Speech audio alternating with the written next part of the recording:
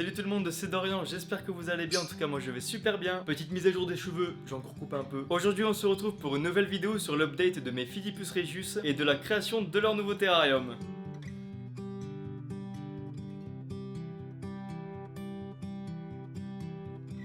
Comment vont les araignées? Écoutez, je vais commencer par la mauvaise nouvelle. Le mâle est malheureusement décédé parce que je suis parti quelques jours à Nice. Et le terrarium était du coup scindé en deux. Et il y avait une toute petite partie en haut que j'ai dû rembourrer de mousse pour qu'il ne puisse pas passer. Sauf que le mâle voyait souvent la femelle et à chaque fois je le voyais, il essayait de pousser la petite mousse, mais bon, il n'y arrivait pas. Et avant de partir à Nice, j'ai mis des proies, donc j'ai mis des grillons. Et je pense que c'est les grillons qui ont réussi à pousser un peu la mousse et lui qui est allé vers la femelle. Et vu que la femelle, ça faisait 3 semaines qu'elle n'avait pas mangé parce qu'elle avait pondu, et ben j'imagine que le mâle a dû monter sur elle et elle a dû le mordre pour le manger après. Je suis vraiment dégoûté, c'est des erreurs mais vraiment bêtes de fou parce que ça fait quelques mois maintenant que j'ai un couple et franchement à part l'évasion de la toute première fois avec le mâle et la femelle où là ils ont réussi à s'accoupler, depuis ça j'avais encore mieux sécurisé pour qu'il n'y ait pas ce problème, tout se passait nickel. Mes parents surveillaient les animaux mais ils pouvaient pas être H24 là et voilà quand je rentre chez moi j'aurais dû mettre un matériau beaucoup plus solide pour éviter tout ça et malheureusement ça n'a pas fonctionné. Voilà pour la mauvaise nouvelle, je suis dégoûté et bon moi je considère que c'est une erreur de ma part, j'aurais dû faire beaucoup plus attention et je serai intransigeant sur ça. Sinon pour les bonnes nouvelles, la femelle va très bien, bon là du coup elle a un énorme ventre donc elle ne va pas manger pendant quelques temps et quelques semaines après je peux vous annoncer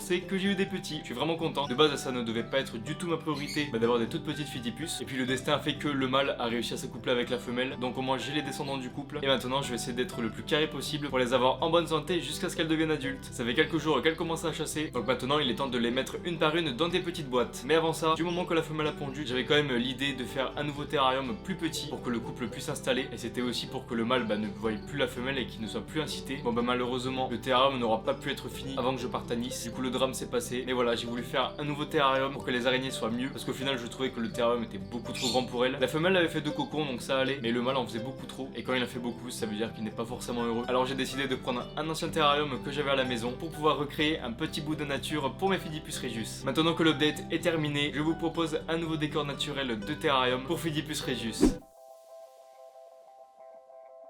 C'est parti pour un nouveau terrarium. Pour commencer le décor, j'ai séparé le terrarium en deux pour pouvoir mettre la femelle et le mâle dans des parties différentes et pour qu'ils ne se voient plus également. Pour la création du décor, j'ai opté pour de la mousse expansive. Pour que les espaces soient vraiment petits, j'ai voulu en mettre sur les côtés du verre du terrarium et sur la plaque de plexiglas. Je ne pensais pas que la mousse serait aussi lourde. J'ai dû rester quelques secondes dans cette position pour que la mousse puisse bien coller. Après que la mousse ait un minimum gonflé, j'ai pu terminer les autres faces. La pose de la mousse expansive est terminée. Quelques jours plus tard, après qu'elle ait bien gonflé, je me suis équipé d'un cutter et je l'ai façonné pour que les formes soient naturelles. J'ai voulu commencer par le haut pour continuer à l'espace de gauche pour finir à l'espace de droite.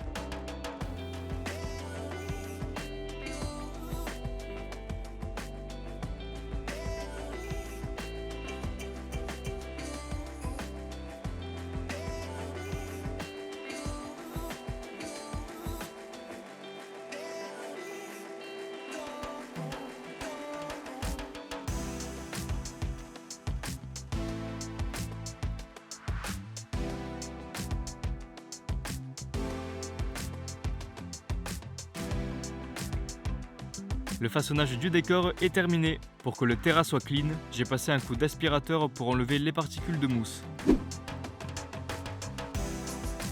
Maintenant que le décor a des formes naturelles, j'ai mis 2 couches de vernis en tout. Une pour pouvoir lisser un peu plus les structures et l'autre pour pouvoir coller le substrat par-dessus. Je n'ai pas hésité à mettre une bonne dose de vernis à la deuxième couche pour que le substrat puisse y adhérer.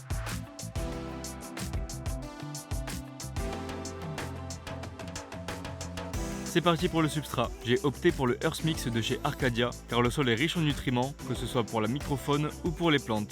J'ai commencé par en poser sur tout le fond pour que je puisse ensuite le tasser sur le vernis.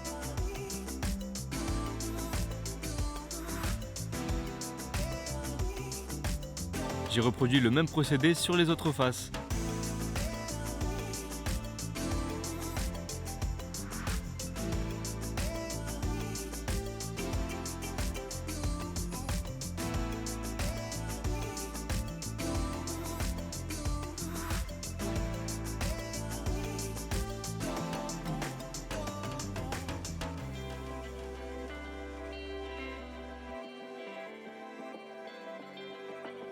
Après 2 bonnes heures, le plus gros du substrat est collé sur le décor. Maintenant que le fond a été fait, il ne reste plus qu'à poser une bonne couche de substrat à même le sol. J'ai voulu en mettre jusqu'aux aérations pour que l'espace soit suffisamment petit. C'est parti pour l'aménagement du terrarium. J'ai commencé par mettre quelques branches qui étaient dans l'ancien terra, que j'ai coupées pour en faire des plus petits bouts. Après les avoir placées, j'ai vaporisé un bon coup pour pouvoir accueillir les plantes. Pour commencer la plantation, j'ai voulu mettre de la mousse comme l'ancien décor pour un premier effet naturel.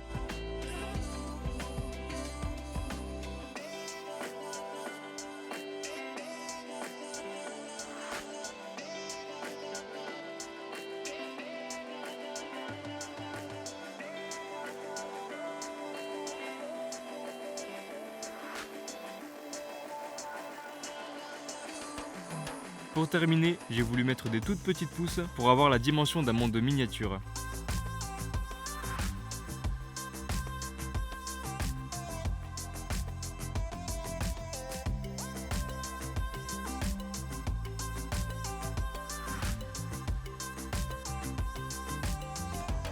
La petite touche du décor, quelques feuilles mortes pour un effet toujours plus naturel. Je détrempe le décor et le terrarium des Philippus est terminé.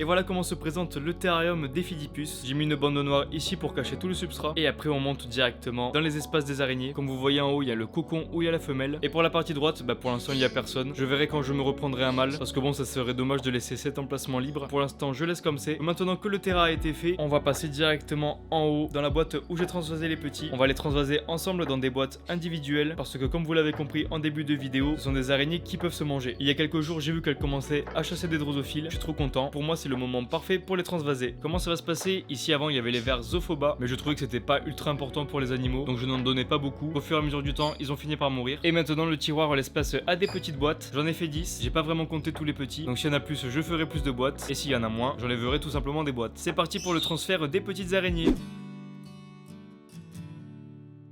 Pour transférer les araignées, je me suis équipé d'une pince à épiler et d'un coton-tige pour pouvoir les prendre sans difficulté. Tous les points noirs qui bougent beaucoup sont des drosophiles. Certaines s'échappaient, mais je gardais toujours un œil sur elles pour pouvoir les rattraper.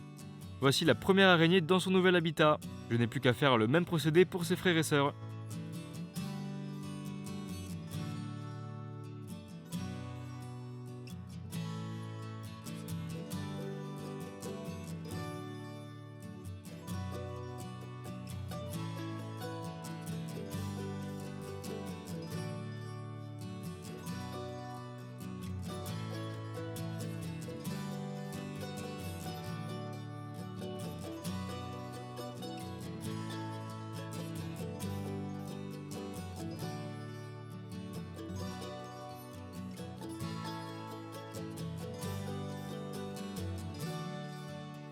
Tous les pots ont été remplis, mais il me reste quelques araignées dans la boîte. J'ai dû alors créer d'autres habitats.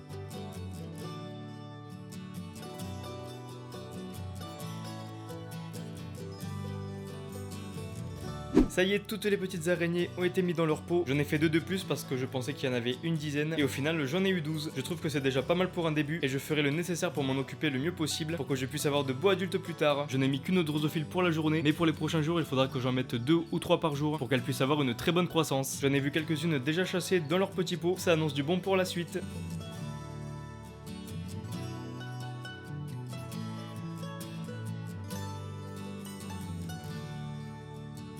Et voilà les amis, la vidéo est terminée, j'espère qu'elle vous aura plu. N'hésitez pas à me suivre sur mes réseaux sociaux, je poste du lundi au vendredi des petits posts sur mes animaux. N'oubliez pas de liker, de partager, bien évidemment de vous abonner à ma chaîne YouTube, ça me ferait extrêmement plaisir. Sur ce, on se retrouve pour une prochaine vidéo. C'était Dorian, salut tout le monde.